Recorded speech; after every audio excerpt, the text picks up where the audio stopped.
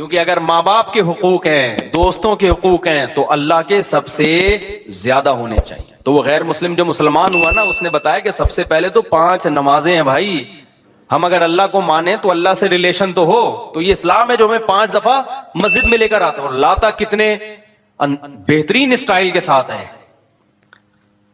کیسے بہترین انداز کے ساتھ لاتا ہے اسلام. یہ بھی ہو سکتا تھا کہ خام خواہ کی قربانی دلوائی جاتی کہ 5 دفعہ تم نے الٹے لٹکنا ہے تاکہ پتہ چل جائے تمہارا اللہ سے کیا ہے، ریلیشن ہے. تو یہ بھی تو قربانی ہوتی کہ نہیں ہوتی؟ لوگ دلوا رہے ہوتے ہیں. فوج میں نا، جب ہم جو این سی سی کی ٹریننگ کی ہے نا کالج میں، تو وہ فوجی صوبے دار ہمیں ٹریننگ دیتے تھے. تو وہ یہ ثابت کرنے کے لیے کہ میں آفیسر ہوں، بعض دفعہ خام خواہ میں ڈنڈ پہ لو بیٹھ کے چلو بھائی. اب فوجیوں میں ہوتا ہے نا تاکہ آفس کے آرڈر کو فالو کرنے کا جذبہ پیدا ہو. اب ڈنڈ پیل رہے ہیں، ہمیں پتا تھا بھائی یہ ڈپس لگانے پڑیں گے آپ کو، ٹھیک ہے نا. وہ کہتا ہے جب کھڑے ہو کر دوبارہ لگاؤ. تو یہ سکھایا جاتا ہے فوجیوں کو قربانی کا جذبہ پیدا کرنے کے لیے. تو اللہ میاں ایسے بھی کر سکتے تھے کہ بس الٹے لٹک جاؤ، ٹھیک ہے نا، 5 ٹائم. قربانی دلوائی ہے لیکن ایسے طریقے سے دلوائی ہے کہ اس میں ہمیں روحانی سکون ملے، اس میں ہمارا اللہ سے ریلیشن قائم ہو، اس میں ہمیں لطف اور مزہ آئے، ہماری دنیا بھی سدھر جائے. اس سے ہمیں حکم دیا سب سے پہلے فجر کی نماز رکھی تاکہ مسلمان صبح دیر سے اٹھنے والی قوم نہ بنے. اللہ میاں یہ بھی کر سکتے تھے کہ پہلی نماز 11 بجے، دوسری نماز شام 3:30 بجے، 4-5 نمازیں ایسے کر دیتے. جہلم والی سرکار نے تو کر دی، فجر رکھی ہے اور ظہر کے بارے میں بولا ہے کہ عصر سے 20 منٹ پہلے آپ ظہر عصر پڑھ لیں اور غروب آفتاب ہوتے ہی مغرب عشاء بھی اکٹھی پڑھ لیں. تو یہ عملی طور پر 2 نمازیں ہوئی ہیں، ٹھیک ہے نا. 5 نمازوں کا مطلب ہوتا ہے اپنی تمام مصروفیات کو دوبارہ سے فارغ کر کے نماز کے لیے آنا. ظہر میں آپ سارے کام چھوڑ کے آتے ہو، پھر واپس چلے جاتے ہو، پھر عصر میں الگ سے آتے ہو، پھر واپس چلے جاتے ہو، پھر مغرب میں الگ سے آتے ہو، پھر واپس چلے جاتے ہو، پھر عشاء میں الگ سے آتے ہو. یہ 5 دفعہ قربانی دلوائی جا رہی ہے. اگر اس طرح سے نمازیں اکٹھی کرنے کا اسلام میں حکم ہوتا تو 3 دفعہ قربانی ہوتی، 5 دفعہ قربانی نہیں ہوتی. دیکھو ہم ظہر سے پہلے 4 سنتیں پڑھتے ہیں اور 4 فرض پڑھتے ہیں. ان سنتیں پڑھنے میں کوئی قربانی ہوتی ہے ہمیں؟ اس لیے کہ تو نماز کے لیے آئے ہوئے ہیں نا. تو اگر ہم 4 فرض کے ساتھ 4 عصر بھی پڑھ لیں تو عصر کی قربانی تھوڑی ہی پھر یہ. تو 5 نمازوں کا مطلب ہی 5 ٹائم پہ آنا ہے. اس میں شاپنگ واپنگ ہی تو رکاوٹ بنتی ہے. اور آپ نے شاپنگ کے لیے کہہ دیا ہے. اہل حدیث حالانکہ اہل حدیث یہ مانتے نہیں ہے، لیکن یہ اس کی عادت ہے جہلم والی سرکار کی کہ کسی بھی مسلک میں کوئی بھی الٹا فتویٰ دے رہا ہوگا نا تو اس الٹے مولوی کو لا کے ہائی لائٹ کر کے مسلک کو بدنام کرنا. تو ایک اہل حدیث کا وہ چلایا کہ ایک اہل حدیث کہتے ہیں کہ میں جب 12:30 بجے شاپنگ کے لیے جاتا ہوں نا اپنی بیوی کو لے کے، تو 12:30 بجے ظہر کے ساتھ کیا پڑھ لیتا ہوں. یہ جہلم والی سرکار کا کلپ میں نے خود اپنے کانوں سے سنا ہے کہ 12:30 یا 12 بجے جیسے ہی ظہر کا وقت داخل ہوا تو ظہر کے ساتھ فوراً کیا پڑھ لیتا ہوں، عصر. حالانکہ قرآن میں سورہ نور میں اللہ کیا کہتے ہیں، رجال لا تلہیہم تجارت ولا بیع عن ذکر اللہ واقام الصلاۃ. مسجدوں میں ایسے لوگ ہوتے ہیں کہ ان کو تجارت اللہ کی یاد اور نماز سے غافل نہیں کرتی. بزنس ہی اللہ کی یاد، اور اللہ فرماتے ہیں مسجدوں میں ہوتے ہیں. پتہ چلتا ہے کہ کہاں آگے پڑھنی ہوتی ہے، جماعت سے بھی اور اپنے ٹائم پہ بھی. اور اسی شاپنگ کو آپ نے ذریعہ بنا لیا 2 نمازیں اکٹھی کرنے کا، اثر گول کر دیا آپ نے. یہ ہے تفقع اور بصیرت، سمجھتے ہو. اور اس نماز کا اجر خراب کیا ہے جس کی سب سے زیادہ تاکید قرآن بیان کر رہا ہے. تو خیر، تو کیسا ریلیشن ہے؟ جلدی سے بات کو سمیٹ کے میں ختم کرتا ہوں. سب سے پہلے اللہ کیا کہتا ہے، مسلمان اپنے مسلم ہونا ثابت کرنے کے لیے کہ میرا اللہ سے ریلیشن ہے، اللہ نے کہا کہ 5 ٹائم نماز پڑھنی پڑے گی. اور یہ 5 ٹائم نماز کیوں رکھی ہے پتا ہے آپ کو؟ کیونکہ وقت میں بہت بڑی تبدیلی ہوتی ہے. اللہ کہتے ہیں جب بھی اس کائنات میں بڑی تبدیلی ہوگی تو سب سے پہلے میرے سامنے سجدہ کرو گے، اس کے بعد اپنے کاموں میں لگو گے. تبھی تو قرآن کہتا ہے اقیم الصلاۃ لدلوک الشمس الی غسق اللیل. نمازوں کو قائم کرو دلوک شمس، سورج ڈھلکنے کے وقت، الی غسق اللیل، اور راتوں کے اندھیروں میں. تو غسق اللیل میں 2 نمازیں آ گئیں، مغرب اور عشاء. یہ دونوں رات کی نمازیں ہیں، لیکن ان دونوں کے اوقات میں بڑا فرق ہوتا ہے. مغرب میں فل اندھیرا نہیں ہوتا لیکن روشنی بھی نہیں ہوتی، بہت زیادہ وقت میں تغیر ہو جاتا ہے. اور غسق جو ہے لیل جب انتہائی درجے کی ہوتی ہے تو وہ عشاء کا وقت جب بالکل کیا ہو جاتا ہے، اندھیرا. آگے اللہ کہتے ہیں وقرآن الفجر، اور پھر فجر کا وقت بالکل ڈیفرنٹ ٹائم ہوتا ہے. مغرب کا وقت باقی اوقات سے بالکل مختلف ہے. سورج ڈھل گیا، غروب ہو گیا، لیکن ابھی روشنی ہے، اندھیرا شروع نہیں ہوا. پھر گھپ اندھیرا ہو گیا. یہ کیا ہے؟ یہ بڑا تغیر ہو رہا ہے زمین کے اندر. تغیر سمجھتے ہو؟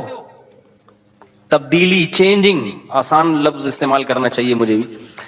بڑی چینجنگ آ رہی ہے ٹائمنگ میں، اور اس سے انسان کے جذبات میں اور احساسات میں بڑا فرق پڑتا ہے.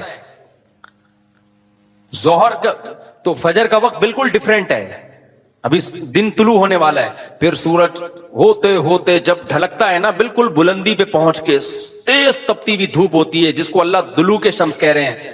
دلوک کہتے ہیں ڈھلکنا. تو سورج کا جو ڈھلکنا ہے نا، بلندی پہ جا کے لڑکنا نیچے، اس کو کیا کہتے ہیں؟ اس میں اللہ نے دو نمازوں کا ذکر کر دیا، ظہر اور عصر. اس لیے کہ دلوک جو معتد بھی ہوتا ہے، گاڑی اردو پھر استعمال کر رہا ہوں، معتد بھی قابل ذکر دلوک، وہ ایک عصر میں ہوتا ہے، ایک ظہر میں ہوتا ہے. میں نے وہ کلپ ریکارڈ کروایا تھا نا عاقب سعید کو کہ 5 نمازیں اپنے ٹائم پر ہیں، اور یہ قرآن کی عیسائی سے ثابت ہے کہ نمازوں کے 5 ٹائم ہیں، 3 ٹائم کی نمازیں قرآن میں نہیں ہیں. تو اس پہ میں نے کہا تھا کہ دلوک شمس ہے نا، سورج کا ڈھلکنا، تو معتد بھی ڈھلکنا، قابل ذکر ڈھلکنا ایک ظہر کے وقت ہوتا ہے، ایک عصر کے وقت. کیونکہ عصر کے وقت 45 پہ آ جاتا ہے، اور ظہر کے وقت بلندی پہ جا کے ڈھلکتا ہے. تو اس کے نیچے کے لوگوں کے کمنٹس آئے ہوئے تھے کہ اگر قرآن کا یہ مطلب ہے ڈھلکنے کے وقت، تو پھر تو ہر وقت سورج ڈھلک رہا ہے. سمجھ میں آیا پاگل کسے کہتے ہیں؟ یہ ہے مجتہدین، یعنی ان کا دعویٰ یہ تھا کہ 3 وقت ہیں نماز کے قرآن میں، ظہر ہے اور عشاء ہے اور فجر ہے. تو 3 وقت سے یہ ثابت کرنا چاہتے ہیں کہ ظہر عصر ملا کے پڑھ لو اور مغرب عشاء ملا کے پڑھ لو. اصل میں 3 ٹائم ہے، یہ غلط ہے. دلوک شمس کا لفظ ہے قرآن میں، اور دلوک سے مطلق دلوک مراد ہے، اور مطلق سے فرد کامل مراد ہوتا ہے. معتد بھی، دیکھو فرد کامل کو میں مثال سے سمجھاتا ہوں. پہلے میں یہ جنہوں نے اعتراض کیا نا پٹھان قسم کا، ان کے اعتراض کا جواب دوں. یہ کہتے ہیں ہر وقت، واقعی ہر وقت تو دلوک ہو رہا ہے، لیکن اس کا تو کوئی بھی قائل نہیں ہے. ایسے تو 1 کروڑ نمازیں ہو جائیں گی. ابے سورج بلندی پہ جا کے جب تک پورا غروب نہیں ہوتا تو ہر سیکنڈ ڈھلک ہی رہا ہے نا، تو کیا ہر سیکنڈ میں نماز پڑھیں گے؟ تو ظاہر ہے قرآن وہ بات کرے گا جو انسانوں کے فہم کے مطابق ہوں گی. تو اس سے صاف پتہ چلتا ہے وہ ڈھلکنا مراد ہے جو قابل ذکر ڈھلکنا ہو. تو قابل ذکر ڈھلکنا جس کو اصطلاح میں کہتے ہیں معتد بھی ڈھلکان، وہ جب ہے جب بلندی پہ جا کے پہلی دفعہ ڈھلکنا شروع ہو اور پھر 45 کے زاویے پہ آ جائے. اس سے زیادہ ڈھلکان والی نماز حدیث سے ثابت بھی نہیں ہے. نہیں آئی میرا خیال ہے بات؟ تو مطلق سے فرد کامل مراد ہوتا ہے. اس کو میں مثال سے سمجھاتا ہوں. دیکھو میں آپ سے کہتا ہوں چائے لے کر آؤ، آپ برف ڈال کے ٹھنڈی چائے لے آئے. میں کہوں گا یہ کیا لے آیا؟ آپ کہیں آپ نے بولا تھا گرم چائے لاؤ. میں بولوں گا جب میں نے چائے کا لفظ مطلق بولا ہے، اس کے ساتھ کوئی گرم یا ٹھنڈے کی قید نہیں لگائی، تو اس سے فرد کامل ہی مراد ہوتا ہے. کامل فرد چائے کا کیا ہے؟ کامل درجے کی چائے کیا ہے؟ جو گرم ہوتی ہے، درمیانی درجے کا میٹھا ہوتا ہے اور مناسب سی پتی ہوتی ہے. میں نے آپ سے کہا چائے لے کر آؤ، آپ 6 چمچ زہر بنا کے نا پتیوں کے ڈال کے لے آئے. اور سب میں نے کہا یہ کیا لے کر آیا ہے؟ آپ کہہ رہے ہیں، آپ بول رہے ہیں چائے. میں کہا بھائی تو زہر بنا دی. تو آپ بولو آپ نے یہ تھوڑی کہا تھا نارمل چائے، آپ نے تو چائے بولا تھا. تو چائے میں تو کوئی بھی چائے. سمجھ میں آ رہی ہے بات کہ نہیں آ رہی؟ یہ چیزیں اصول فقہ میں پڑھی جاتی ہیں جو آج کل کے اسکالرز نے نہیں پڑھی، تبھی قرآن حدیث کا مطلب بھی ان کو سمجھ میں نہیں آتا. تو المطلق اذا اطلق یراد به الفرد الکامل، یہ اصول فقہ کا مسئلہ ہے اور لغت کا بھی مسئلہ ہے.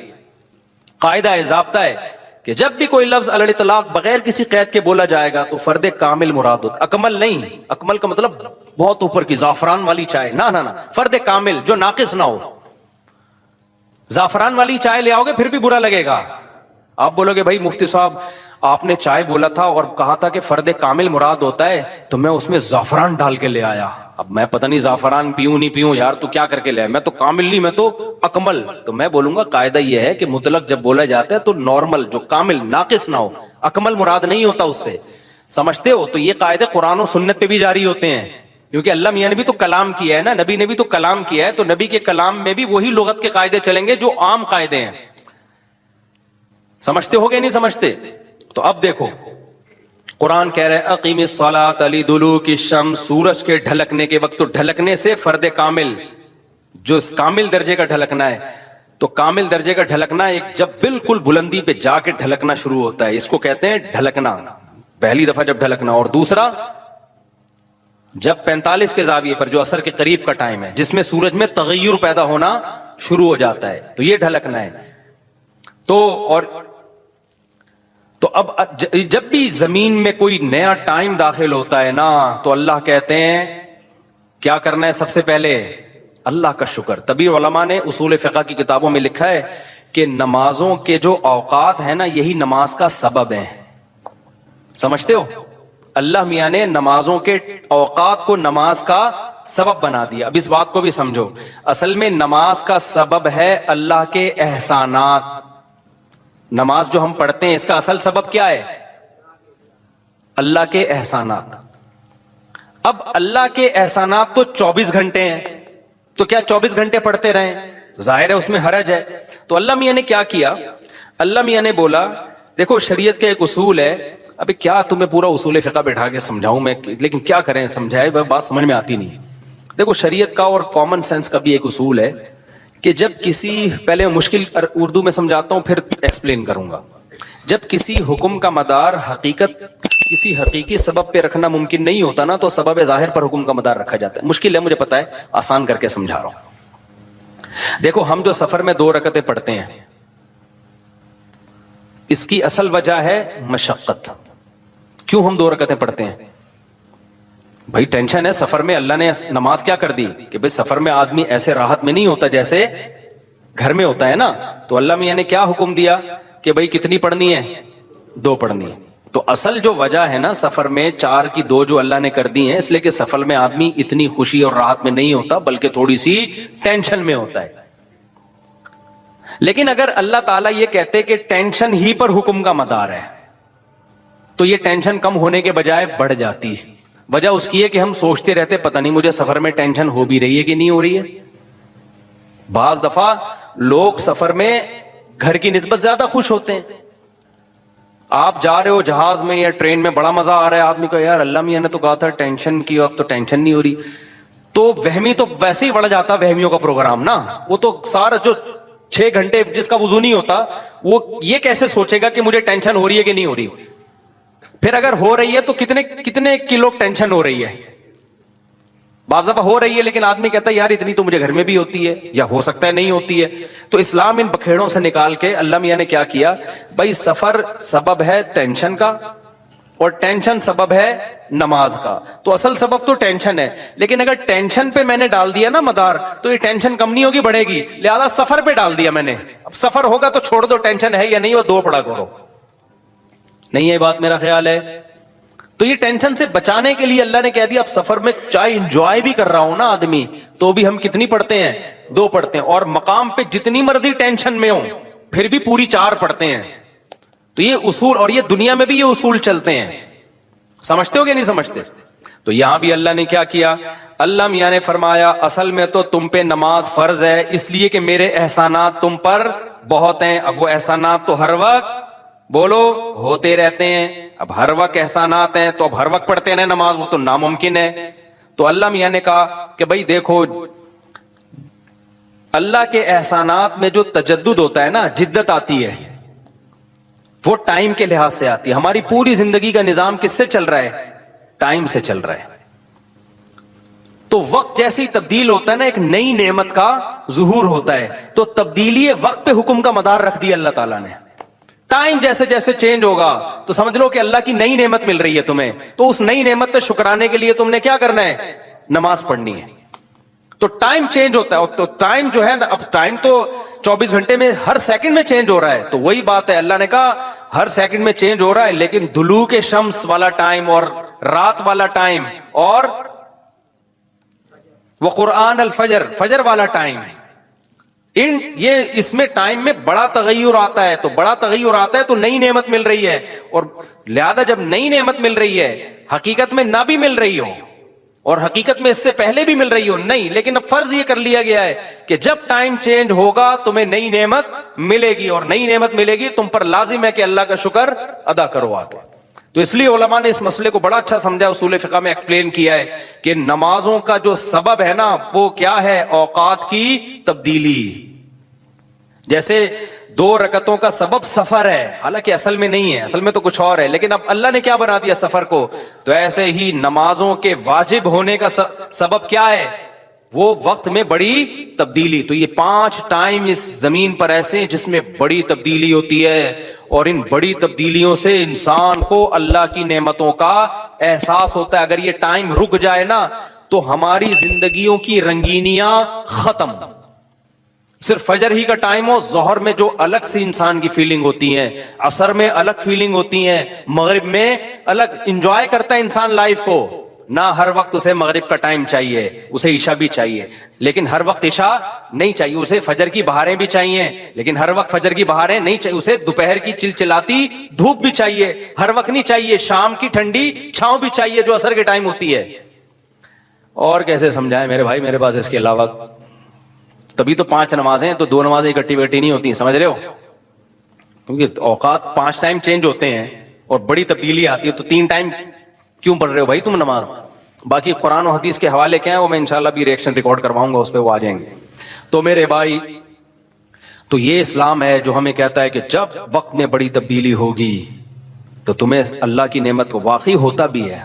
आप रात को सो जाओ टाइम पे, सुबह सादिक का वक्त जब होता है ना, नींद पूरी होती है, खुदा की कसम दिल में जरा सी भी अल्लाह की मोहब्बत का जज्बा होना तो इंसान के दिल में अल्लाह की मोहब्बत की चिंगारियां पैदा होती हैं सुबह के टाइम को देख के कि मेरे रब ने मुझे रात को सुला दिया और बिल आखिर अब सूरज दोबारा से निकल के अपनी जिम्मेदारी पूरी करने वाला है।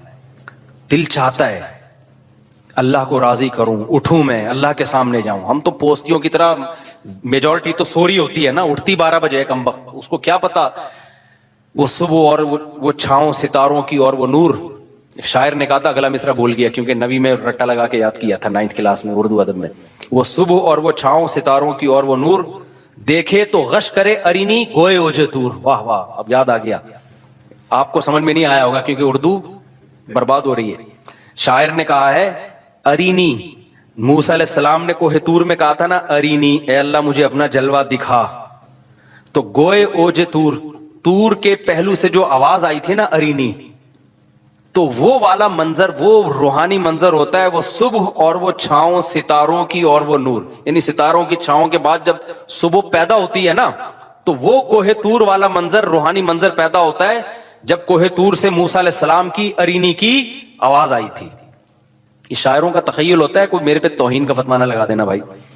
तो फतवे मार्केट में तौहीन के आजकल बहुत हल्के चल रहे हैं। तो हम अपने बयान की तरफ चलते हैं। तो ये 5 नमाजें अल्लाह ने क्या कर दी मेरे भाई, बोलो। असल तो इबादत इस्लाम में है ही नमाज।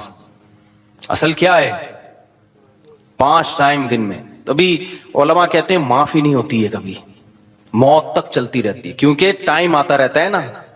टाइम आएगा तो नमाज लाजिम होती रहेगी, या तो टाइम रोक लो। हम जब गए थे वहां नॉर्वे में थे ना, तो बहुत लंबी रात थी, तो वहां टाइम रुका हुआ था रात का। तो मगरिब और ईशा और फजर में ठीक ठाक फासला होता था। फजर 8:45 बजे हो रही थी सुबह, और ईशा मेरा ख्याल है 4:30-5 बजे। तो चूंकि टाइम रुका हुआ था ना, मगरिब के बाद ईशा का वक्त, फजर का वक्त आ ही नहीं रहा, ईशा का वक्त, ईशा के बाद फजर का वक्त आ ही नहीं रहा, तो टाइम रुक गया, तो नमाज भी क्या हो गई, रुक गई। ठीक है, देर से पढ़ो। तो क्योंकि टाइम चेंज होगा तो हुक्म अल्लाह का नमाज का आपकी तरफ मुतवज्जो। हाँ, जिन इलाकों में 6-6 महीने 3-3 महीने सूरज निकलता ही नहीं है, वहां फिर हदीस में आता है कि उसमें फिर हदीस में कुछ और है, वो फिर अभी मसला बयान करूंगा तो बात लंबी हो जाएगी। ये उन जगहों की बात है जहां दुलूक शम्स हो रहा है, सूरज निकलता है और 24 घंटे के अंदर गुरूब हो जाता है, तो वहां फिर नमाजें किस तरह ही पढ़ी जाएंगी, टाइम के साथ अल्लाह ने उसको जोड़ दिया है। तो देखो नमाज में गंदे ख्यालात आते हैं, फिर नमाज छूट जाती है। देखो ख्यालात आने पर ना अल्लाह की तरफ से कोई पाबंदी है, ना गवर्नमेंट की तरफ से कोई पाबंदी है। ख्यालात गैर इख्तियारी चीज है, जितना आ रहा है आने दें। इसको जबरदस्ती भगाएंगे तो ये चाहने के बजाय और ज्यादा हम इनसे ना गुनाह मिलता है ना कोई नुकसान होता है। आप नमाज अपनी पूरी कर ले, ख्याल आ रहे हैं इनको आने दो, क्योंकि लोग दिमागी पागल हो गए हैं जिन्होंने इन ख्यालात को लिप्त करा लिए, ये क्यों आ रहे हैं, इससे कोई गुनाह नहीं मिलता। मेरे पास एक आदमी को बस कसा आया कि वो मुझे बात है, कह रहा मुझे तलाक का वहम हो गया है, हर वक्त मेरी जबान से तलाक ना निकल जाए। पागल हो जाते हैं लोग, किसी को वहम हो जाता है मैं पता नहीं मुझे उल्टे उल्टे ख्यालात आ रहे, ख्यालात से कोई गुनाह नहीं बनता, आने दो, काम वो करो जो अल्लाह ने आपके जिम्मे लगाया। देखो आप जब दफ्तर में जॉब करते हो, गोरे के मास आप जॉब कर रहे हो यहाँ फ्रांस में किसी कंपनी में, उसने आपको कहा कि भाई ये प्रोजेक्ट है, ये आपने कंप्लीट करना है, सुबह 9 बजे आके इस कुर्सी पे बैठना है और शाम 9 बजे आपकी छुट्टी होगी, ये काम है पायलट। आप आए आपके ख्यालात बहुत आ रहे हैं, अजीब अजीब ख्यालात आ रहे हैं, मैं यूं कर दूं, मैं यूं कर दूं, मैं ऐसा कर दूं, यूं कर दूं। बोरा कहेगा तेरे जिम्मे लोग काम लगाए थे, किया है कि दो किया। अगर वो काम क्यों गए थे, ख्यालात पर बॉडी की तरफ से कोई पाबंदी नहीं, मुझे वर्क चाहिए, काम चाहिए, क्या ख्याल है, बेगम ने आपको भेजा अंडे लेकर आओ, हम तो कोई मिसाल देंगे ना हमारे यहाँ चल रही है। आपको सास के बारे में फर्क ख्याल आता है कि मेरी सास चंगेज खान लगती है मुझे, और मेरी बेगम ऐसी, और मैं यूं, काश में इससे शादी हो, ख्यालात आ रहे हैं, बस बसे आ रहे हैं। लेकिन आप जितने अंडे बोले थे उतने लेकर आ गए और मुस्कुराते चेहरे के साथ आपने बेगम के हवाले कर दिए। बेगम कह की बहुत अच्छी नहीं हो, क्या ख्याल है। लेकिन अगर आप उन ख्यालात की वजह से काम ही नहीं किया आपने, और ख्यालात बहुत अच्छे आ रहे हैं, बेगम ने बोला अरे 1 दर्जन अंडे चाहिए, आप घर से निकले, आप मेरी बेगम कितनी अच्छी है, बड़े अच्छे अच्छे ख्यालात आ रहे हैं, मेरी सास कितनी अच्छी है, मेरे ससुर कितने अच्छे, अंडे नहीं लेकर आया।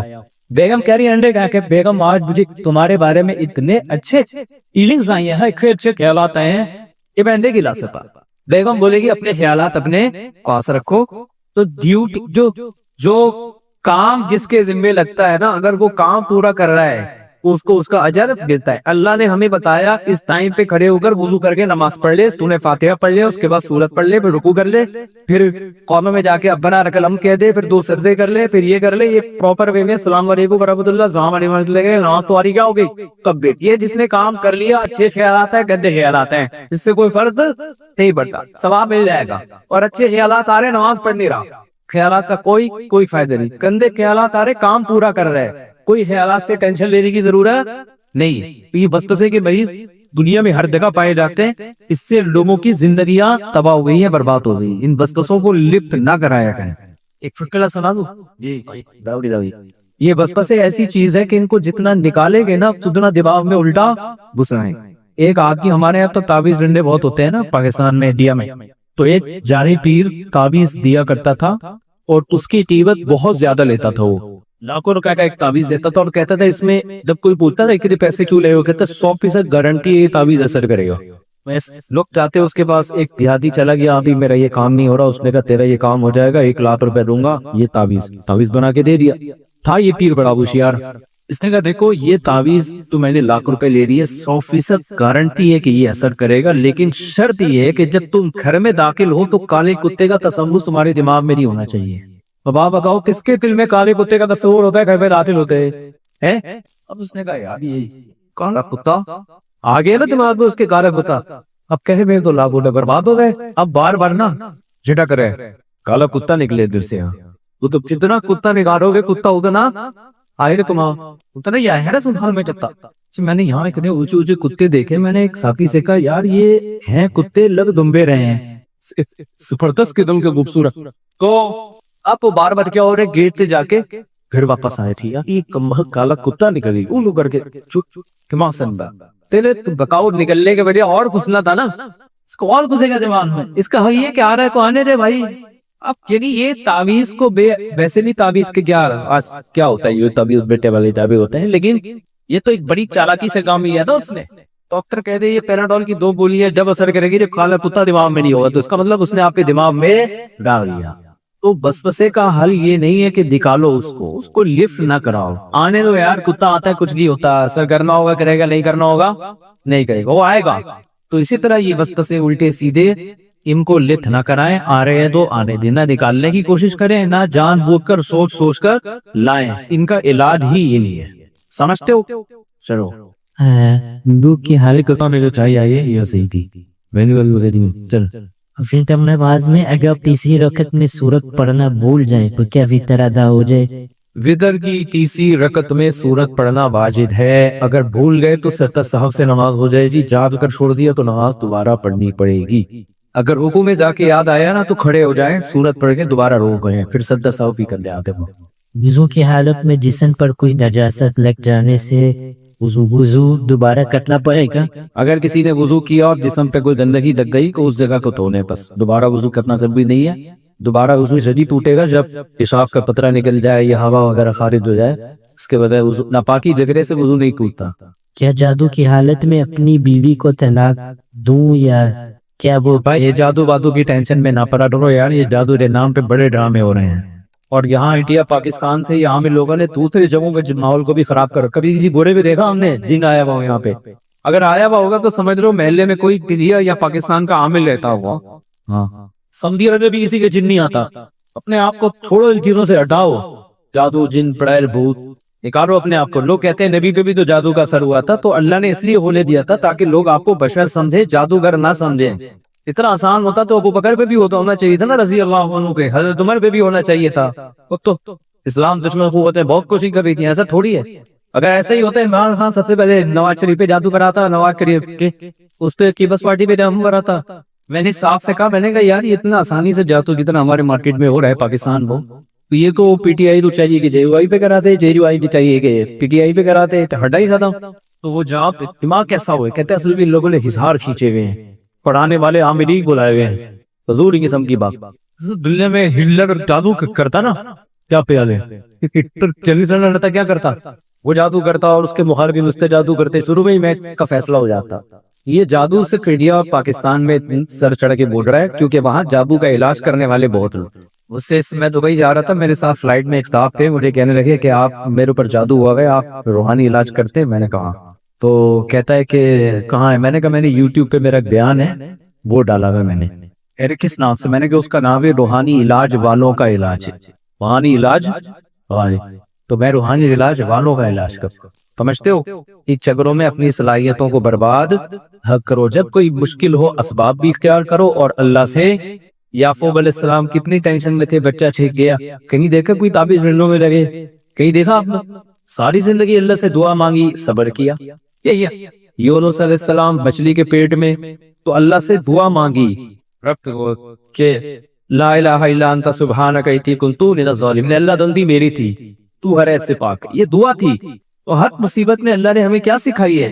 अल्लाह से मांगना सिखाया, गिड़ाओ अल्लाह के सामने, मुसीबतों का हल इसमें है। तो ये यूनिवर्सिटी के लोग हैं ना जो पढ़ाई में है, ये कल कौम के कुछ बनेंगे। ये क्या बनेंगे ये तो इन्हीं को पता है क्या बनेंगे।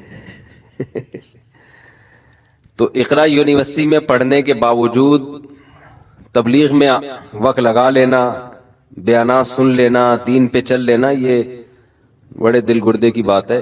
क्योंकि यूनिवर्सिटियों का जो माहौल है वो बहुत ही खराबी की तरफ जा रहा है, और उसमें इंसान को बड़ी बड़ी उमंगें है कि मैं ये करूंगा, मैं यूं करूंगा, वो करे ना करे लेकिन बर्बाद हो जाता है। तो इसलिए मैं कोई यूनिवर्सिटी का कोई शिकार नजर आ जाए ना मुझे, तो उसको मैं ज्यादा फोकस करता हूँ। और अभी हमारा इरादा है, शिकार का मतलब ये नहीं कि कोई हम उसको पकड़ेंगे मारेंगे, मतलब उस पर मेहनत करनी है। अच्छा, यूनिवर्सिटी वाले हमसे डरते हैं कि पता नहीं ये मौलाना बना के लोगों को क्या कर लेंगे। तो खूब समझ लें कि जो लोग भी मजहब को फॉलो करते हैं उनकी दो किस्में हैं। एक तो ये, एक वो किस्म है, बयान थोड़ा चेंज हो रहा है लेकिन जरूरत है ना वक्त की। एक तो वो किस्म है जो आपको बागी बनाती है, लेबल दीन का होता है। कुछ मजहबी स्कॉलर्स ऐसे हैं कि जब आप उनकी बातें सुनेंगे ना, बात तो लेबल कुरान हदीस और सब जाहिर है, सब ने तो लेबल तो वही लगाना है ना, लेकिन जब आप उनको कंटिन्यू सुनेंगे तो उससे जो तरबियत हो रही है ना, वो तरबियत इस टाइप की हो रही है कि बच्चे माँ बाप के खिलाफ बागी बनते चले जा रहे हैं, अवाम रियासत के स्टेट के खिलाफ, तालिब इल्म अपने टीचर्स के खिलाफ, और लोग मौलवियों और उलमा के खिलाफ, मजहबी रहनुमाओं के खिलाफ। ये मैसेज कन्वे हो रहा होता है, इस तरह से वो बात समझा रहे होते हैं। तो खूब समझ लें, जो भी इस तरह की बात कर रहा है ना, जो आपको बागी बना रहा है, सिस्टम के खिलाफ, निजाम के खिलाफ बागी बना रहा है, और दलील ये दे रहा है कि हमारे नबी भी सिस्टम के खिलाफ उठे थे। बात तो सही है कि हाँ, नबी किसके खिलाफ उठे हैं? सिस्टम के खिलाफ उठे हैं ना। तो ये लेबल लगा के वो आपको रियासत के अगेंस्ट लेके जा रहा है, वालदैन के खिलाफ लेके जा रहा है, बड़ों के खिलाफ, टीचर के खिलाफ। तो समझ लो कि लेबल बहुत अच्छा है, मगर नतीजा इसका बहुत ही डेंजरस और खतरनाक निकलने वाला है। हमारे नबी सल्लल्लाहु अलैहि वसल्लम रियासत के खिलाफ नहीं उठे। हमारे नबी सल्लल्लाहु अलैहि वसल्लम ने जो दावत दी है, 13 साल सबर सबर सबर सबर, और दावत 2 और 2 4 की तरह वाज़ेह थी। उसमें कहीं भी आप सल्लल्लाहु अलैहि वसल्लम ने किसी को कोई ऐसी ट्रेनिंग नहीं की कि बच्चों को मां बाप के खिलाफ बनाया जाए, या अहले मक्का को अहले मक्का के खिलाफ लड़वाया जाए। आप 13 साल का मक्की दौर देख लें, सबर सबर सबर सबर। मक्का वालों ने ही जुल्म ज्यादती की है। फ्रीडम ऑफ स्पीच पे जो पाबंदी लगी थी ना, बोलने की आजादी, वो मक्का वालों की तरफ से सल्ब की गई थी। आपको यूनिवर्सिटी में बुलाकर बोलने दिया जा रहा है और आप उसी यूनिवर्सिटी में उनको उनके खिलाफ बागी बना रहे हो, तो ये तो कहां की बात कहां लगा रहे हो आप। यानी ऐसे लोग भी हैं जो यूनिवर्सिटियों में जाके बयान करते हैं और उस यूनिवर्सिटी के खिलाफ माहौल बना रहे होते हैं, और दलील देते हैं कि हमारे नबी सल्लल्लाहु अलैहि वसल्लम ने भी बगावत यानी ये माहौल बनाया। तो हमारे नबी सल्लल्लाहु अलैहि वसल्लम पर तो बोलने पर पाबंदी लगाई गई है। नूह अलैहिस्सलाम ने 950 साल तबलीग की है, कौम ने धमकियां दी हैं आपको। लूत अलैहिस्सलाम ने जब तबलीग की है तो कौम ने धमकियां दी हैं, लतकूनन्न मिनल मरजूमीन, हम तुझे पत्थर मार के हलाक कर देंगे। समझते हो बात को कि नहीं समझते? फिर जब आप सल्लल्लाहु अलैहि वसल्लम को मदीना से निकलने पर मजबूर किया गया, तो भी आपने बगावत, अलम जिहाद भी बुलंद नहीं किया, बल्कि आप सल्लल्लाहु अलैहि वसल्लम मदीना गए और मदीना में चारों तरफ यहूदियों से आपने मुआहिदे किए ताकि जंग बंदी हो, हम अपनी बात, अपना पैगाम सही तरह से लोगों तक पहुंचा सकें। तो सीरत का यह भी तो पहलू है ना। उसके बाद मुशरिकीन मक्का की तरफ से एग्रीमेंट की खिलाफ वर्जी हुई है, सुलह हुदैबिया की। फिर आपका यह हक था कि आप चढ़ाई करें किस पर? मक्का पर। तो 10,000 का लश्कर था, इतनी बड़ी तादाद थी, वो लेकर आपने फिर मक्का पे हमला किया है। और वो तो आज एक ऐसा अजीब सा जहन बनाया जा रहा है कि बच्चे मां बाप के खिलाफ होते जा रहे हैं। देखो एक मिसाल देता हूं। कोई साहब तकरीर के दौरान ये कहने लगे, उनके जात पे मुझे कोई एतराज नहीं, ऐसा ना हो मेरा क्लिप उनके क्लिप के साथ चला के फिर लड़वाना शुरू कर दें। लोग मजहबी लोगों को लड़वाते भी हैं कि देखो ये क्या कह रहे हैं, मुफ्ती साहब क्या कह रहे हैं। अब नीचे किसी ने उनको गालियां दी होंगी, किसी ने मुझे बुरा भला कहा होगा, तो ये काम ना करें।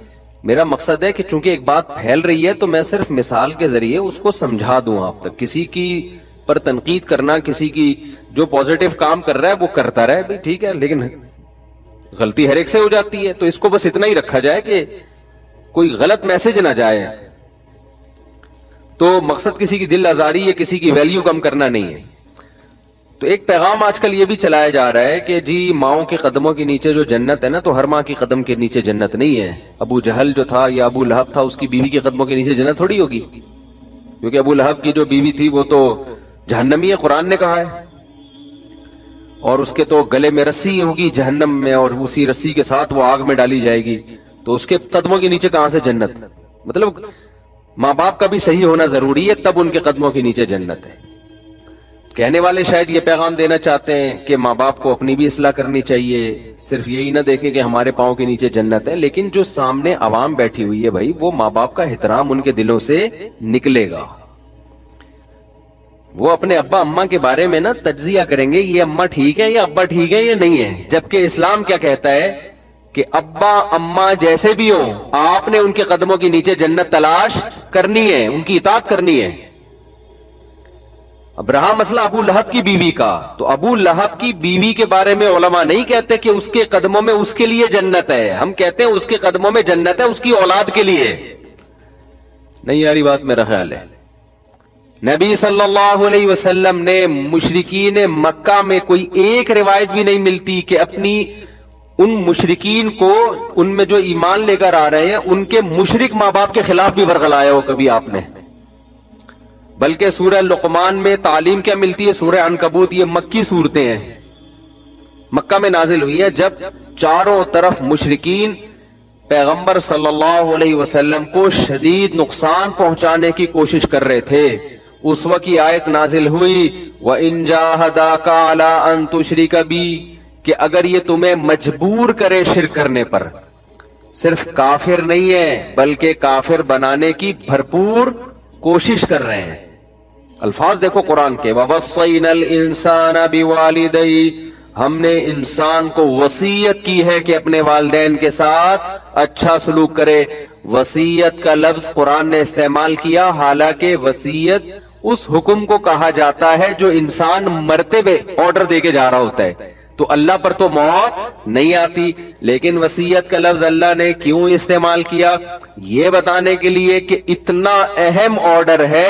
جیسے مرتا ہوا جب کوئی آرڈر دے کر جاتا ہے تو چھوٹے موٹے آرڈر نہیں دیتا, بے انتہا تاکید کے ساتھ تمہیں کہہ رہا ہوں کہ اپنے ابا اور اپنی اماں کے ساتھ بے انتہا اچھا سلوک کرنا ہے.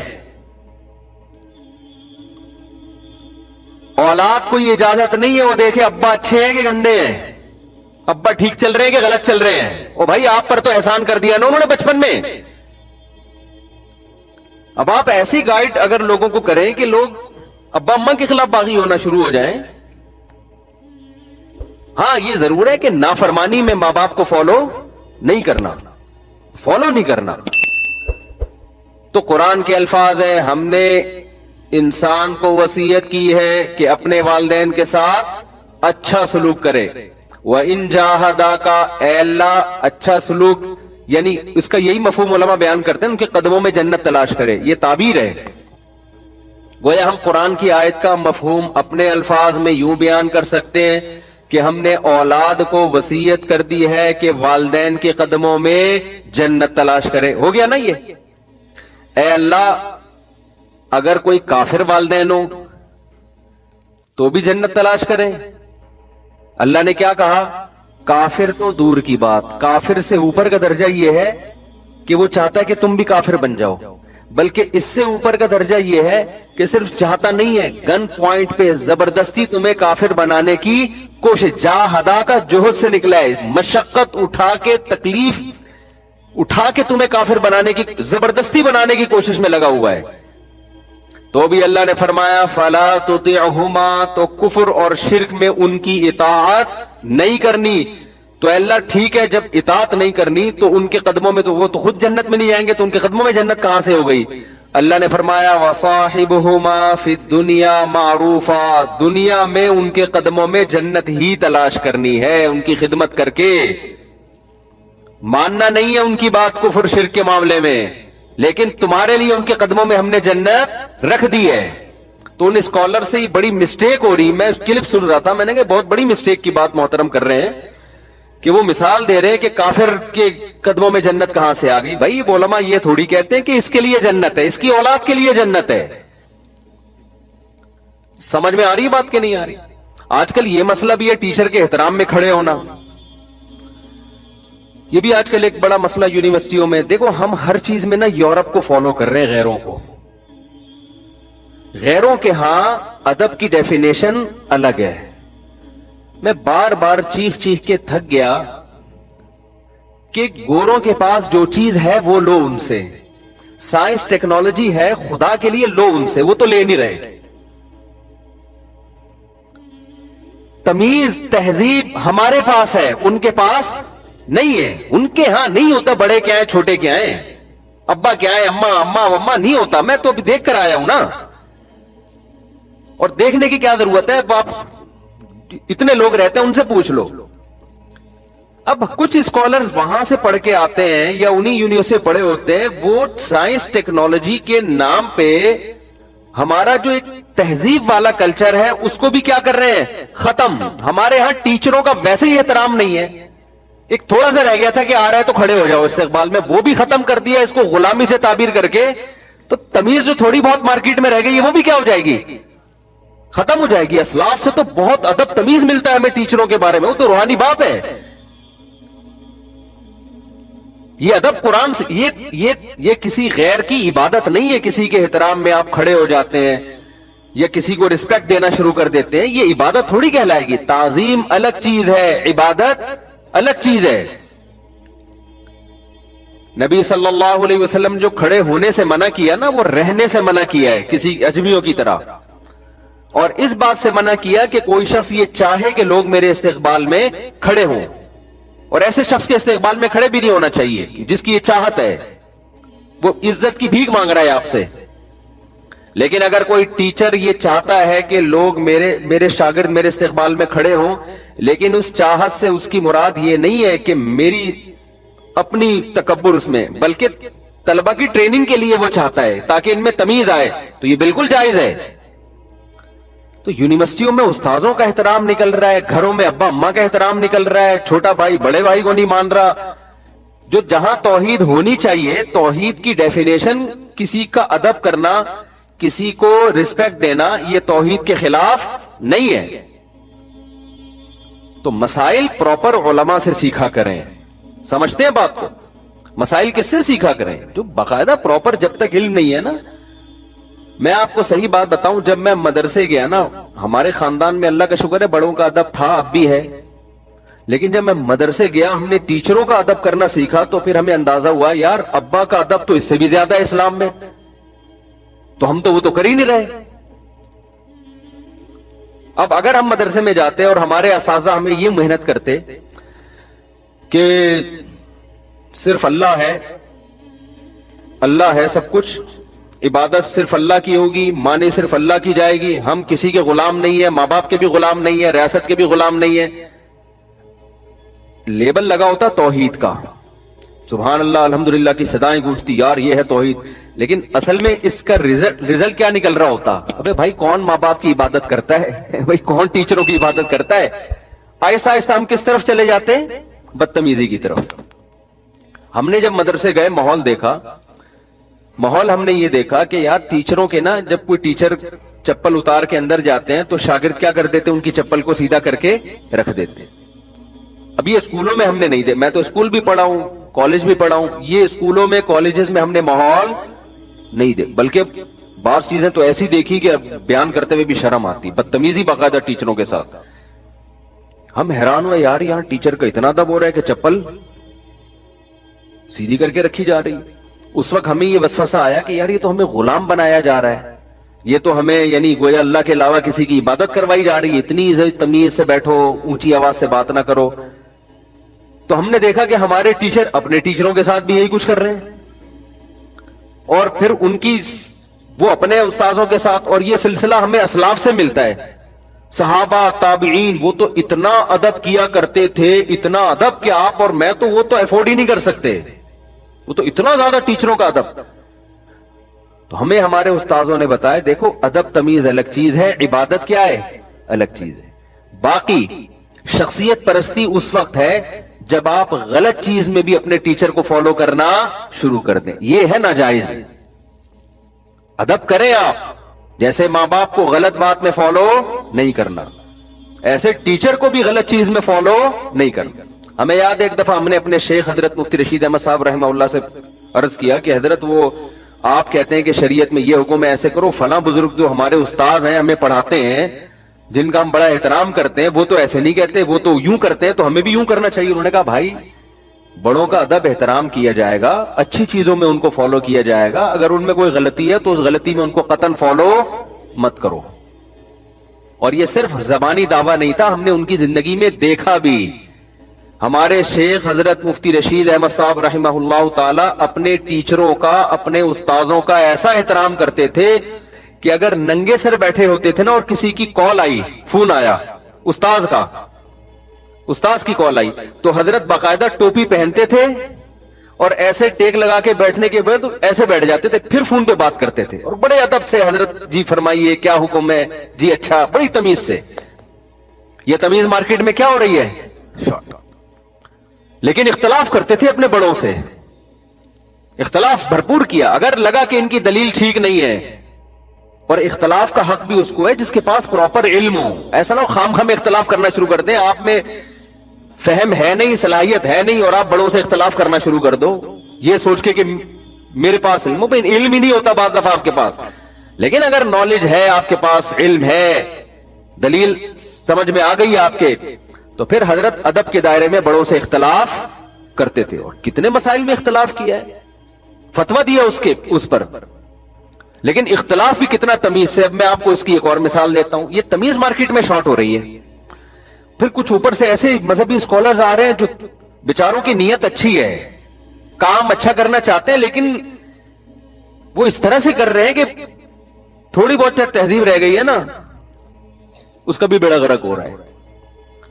تو وہ ہمارے حضرت کیا کیا کرتے تھے, حضرت فرمایا کرتے تھے کہ میرا جب کسی بڑے سے اپنے استاد سے اختلاف ہوتا ہے نا کسی مسئلے میں, اور وہ مسئلہ اس نے کسی کتاب میں, جیسے ایک بہشتی زیور کی مثال لے لیتا ہوں. مولانا شرف علی تھانوی رحمۃ اللہ علیہ ہمارے حضرت کے استاذوں میں سے ہیں, یا استاذوں کے استاذ میں سے ہیں. تو حضرت فرماتے ہیں میں جب اختلاف کرتا ہوں نا بہشتی زیور کے کسی مسئلے پر کہ مجھے اس سے اتفاق نہیں ہے, تو میں مولانا شرف علی تھانوی کا نہیں کہتا کہ مولانا تھانوی نے غلط لکھا ہے. وہ کہتے ہیں بہشتی زیور میں جو مسئلہ لکھا ہوا ہے اس پر مجھے کیا ہے اشکال. نسبت کس کی طرف, کتاب کی طرف, مصنف کی طرف نہیں کرتا. سمجھ میں آ رہی ہے بات کہ نہیں آ رہی؟ اور جب ان کی رائے سے اتفاق کرنا ہوتا ہے تو کہتا ہوں حضرت مولانا شریف تھانوی نے بھی یہی لکھا ہے, اس کی تائید کے لیے میں کہہ دیتا ہوں. تمیز جو ہے نا, اور یہ قرآن سے بھی ہمیں تمیز, کچھ کہیں گے کہ یہ پتہ نہیں لوگوں نے کہاں سے چیزیں نکال لی ہیں.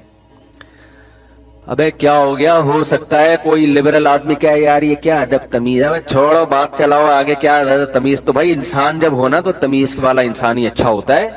آپ کو یورپ کی صرف ٹریفک کی تمیز نظر آتی ہے, اس کے علاوہ بھی بہت ساری چیزیں جن میں تمیز کی ہمیں ضرورت ہے. جب تمیز ہوگی تو ہر چیز میں تمیز آئے گی. ان کو تو ٹریفک کی تمیز لوگوں نے سکھا, ویسے ان میں بات چیت کی بھی تمیز ہے, لیکن خاندانی نظام تباہ ہو گیا تو بڑے چھوٹے کا فرق ختم ہو گیا. میں آپ کو اس تمیز کی مثال دیتا ہوں قرآن مجید سے. قرآن میں سورہ جن اٹھا کے دیکھیں آپ, کئی بار پہلے بھی یہ مضمون بیان کر چکا ہوں, اس کی مناسبت سے بھی دوبارہ بیان کرتا ہوں. قرآن مضمون بیان کرتا ہے کہ جنات کی جماعت نے رسول اللہ صلی اللہ علیہ وسلم سے فجر کی نماز میں قرآن کی تلاوت سنی, تو ان کو یقین ہو گیا کہ کوئی پیغمبر دنیا میں آئے ہیں. اور ہمارا جو آسمانوں پہ جانا بند ہوا وہ اسی وجہ سے بند ہوا کہ اللہ نے ایک پیغمبر کو بھیجا ہے تاکہ وحی میں اور ہمارا کوئی تصرف نہ ہو. تو وہ جنات نے جب آ کے اپنی قوم کو تبلیغ کی نا, تو کہنے لگے کہ ہم جب آسمانوں پہ جاتے تھے تو اب ہمارے جانے پر پابندی لگا دی گئی تھی, تو ہمیں سمجھ بھی نہیں آ رہا تھا. انا لا ندری اشر ارید بمن فی الارض ام اراد بہم ربہم رشدا, ہمیں نہیں پتا کہ زمین والوں کے ساتھ شر کا ارادہ کیا گیا ہے یا زمین والوں کے رب نے خیر کا ارادہ کر لیا ہے. دیکھو بات تو یہ ہونی چاہیے کہ ہمیں نہیں پتا کہ زمین والوں کے ساتھ شر کا ارادہ کیا گیا ہے یا خیر کا ارادہ کیا گیا ہے. کرنے والے کا تذکرہ ہی نہ کرتے کہ ارادہ کر کون رہا ہے. بھائی یوں کہتے نا, کیا ہو گیا کہاں سے آئے آپ, غلط بات تو نہیں کر رہا, بات سمجھ میں آ رہی, شیرشاہ سے آئے نا. بھائی الفاظ یا تو یوں ہوتے کہ ہمیں نہیں پتا کہ زمین والوں کے ساتھ شر کا ارادہ کیا گیا ہے, پیسو وائس, فعل مجہول, سبجیکٹ کا تذکرہ نہیں ہوتا. زمین والوں کے ساتھ شر کا ارادہ کیا گیا ہے یا خیر کا ارادہ کیا گیا ہے. ہمارا آسمانوں پہ داخلہ بند ہو گیا, بس ہمیں یہ پتا ہے اب ہونے کیا والا ہے, اچھا ہونے والا ہے برا ہونے والا ہے. وہ سانو کیا کہتے ہیں پنجابی میں, سانو نہیں پتا کہ کی ہو رہا ہے, یہ ہونے والا کی ہے. سبجیکٹ کا تذکرہ ہی نہ کرتے, اور اگر کرتے اللہ کا تذکرہ انہوں نے کیا یا تو پھر یوں کہتے کہ ہمیں نہیں پتا کہ رب نے جو اس کائنات کو بنانے والا ہے, زمین کا رب ہے, उसने शर का इरादा कर लिया है या खैर का, या तो दोनों का शर की निस्बत भी अल्लाह की तरफ करते कि अल्लाह ने शर का इरादा किया या अल्लाह ने खैर का इरादा। जिन्नात में भी इतनी तमीज थी, उन्होंने कहा जब शर की बात आए ना तो सब्जेक्ट का तस्करा नहीं करो, अल्लाह की तरफ शर की निस्बत करते हुए अच्छा नहीं लग रहा, एक बेअदबी मालूम हो रही है। खैर की जहां बात आएगी अल्लाह के खाते में डालो उसको, हालांकि इरादा शर का भी अल्लाह ही करता है, खैर का भी अल्लाह ही करता है ना।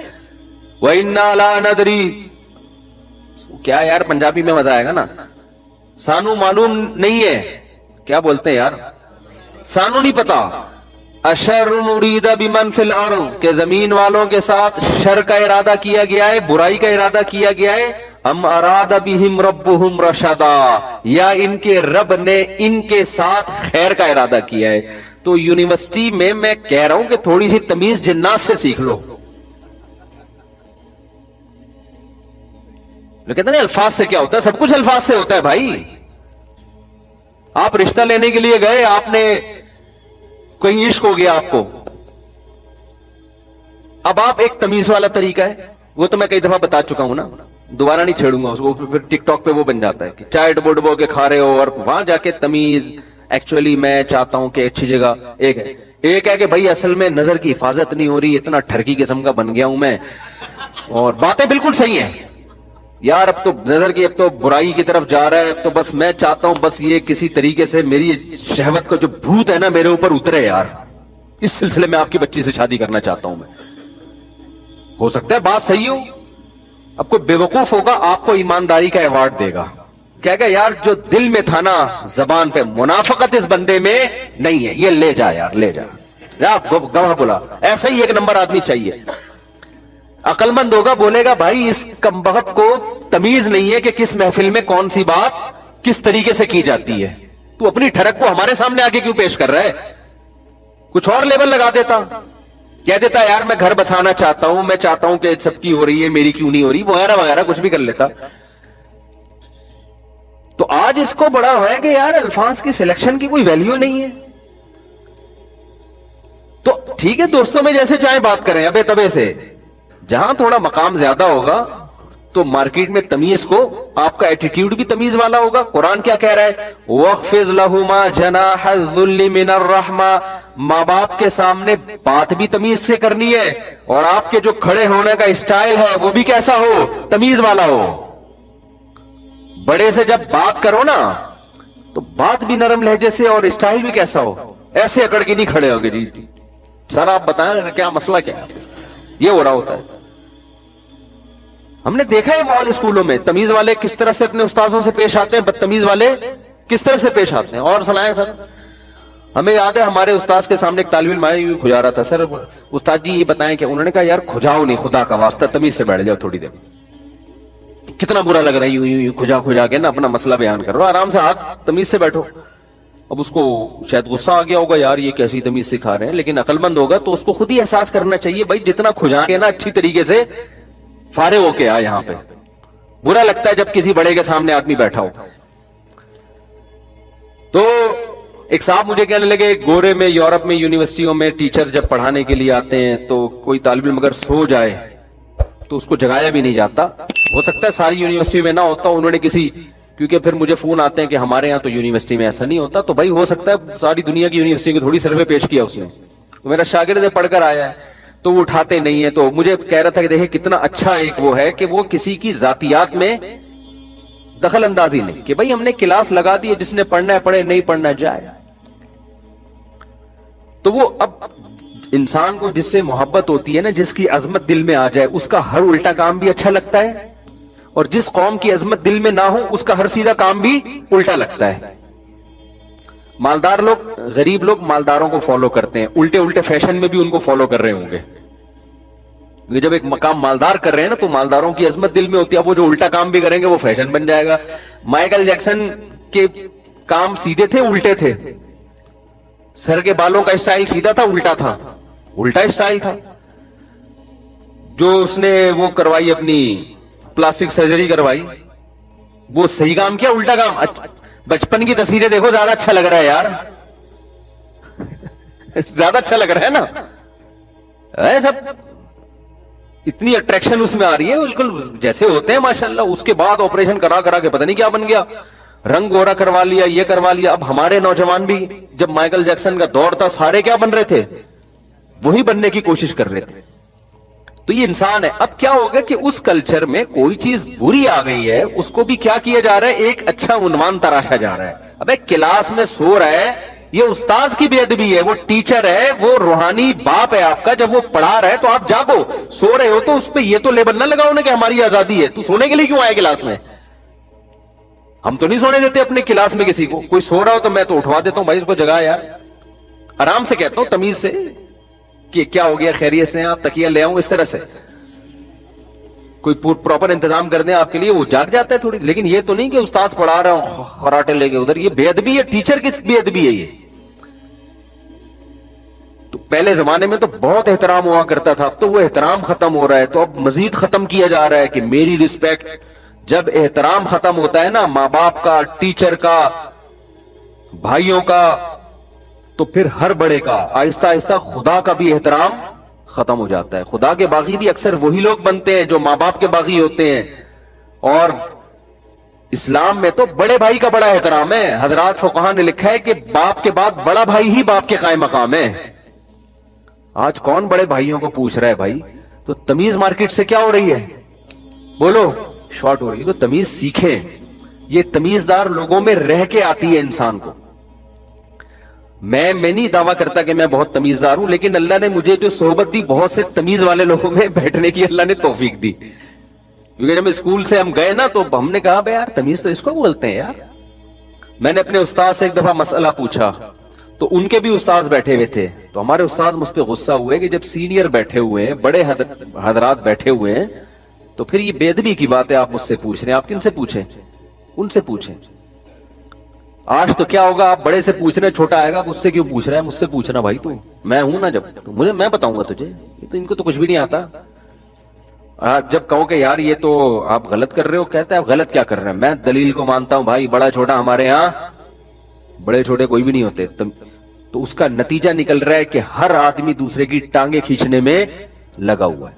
बदगुमानियां, बदजबानियां, बदतमीजियां, ना घरों में एहतराम बाकी रहा है, बड़े भाई का, बड़ी बहन का। बड़ी बहनों को माँ जैसा समझा जाता था, बड़े भाई को बाप जैसा समझा जाता था।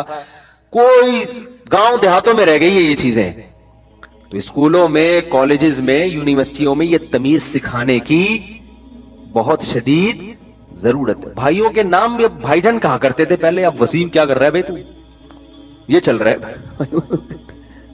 भाईजान का लक़ब ही गया, रिश्ते का वही चला गया, तो वही हो जाएगा बिल्कुल आजाद हर आदमी। अच्छा, इसको ताबीर करते हैं आजादी से। इसको किससे ताबीर करते हैं, यानी आप देखें ना, ह्यूमन राइट्स और वीमेन राइट्स के नाम पे जो तंजीमें, जो हुकूक चल रहे हैं, उसमें औलाद के हुकूक मिलेंगे आपको, माँ बाप के हुकूक नहीं मिलेंगे। यानी माँ बाप अगर जरा सी तेज आवाज से बच्चे से बात करते हैं, तो इंसानी हुकूक की तंजीमें हरकत में आती है कि बच्चे के साथ आपका ये एटीट्यूड क्यों है। बच्चा आगे से रिप्लाई करता है, तो माँ बाप के खिलाफ बदतमीजी पर कोई सजा नहीं है, बल्कि माँ बाप को सजा मिलेगी कि आपने इससे ऊंची आवाज से बात की क्यों, उसके जवाब में इसने ये कहा है। ना बूढ़ों के हुकूक की बात है, रियासत हुकूक उठा रही है। औलाद की जिम्मेदारी है ना, तुम्हारे मोहसिन है भाई, रियासत की थोड़ी जिम्मेदारी है। रियासत तो बूढ़ों को बड़ा प्रमोट कर रही है, बहुत बहुत उनको केयर कर रही है माजूरों की, लेकिन जो रिश्ते हैं वो कुछ भी नहीं कर रहे बैठ के। तो खैर, कहां से कहां बात चलेगी।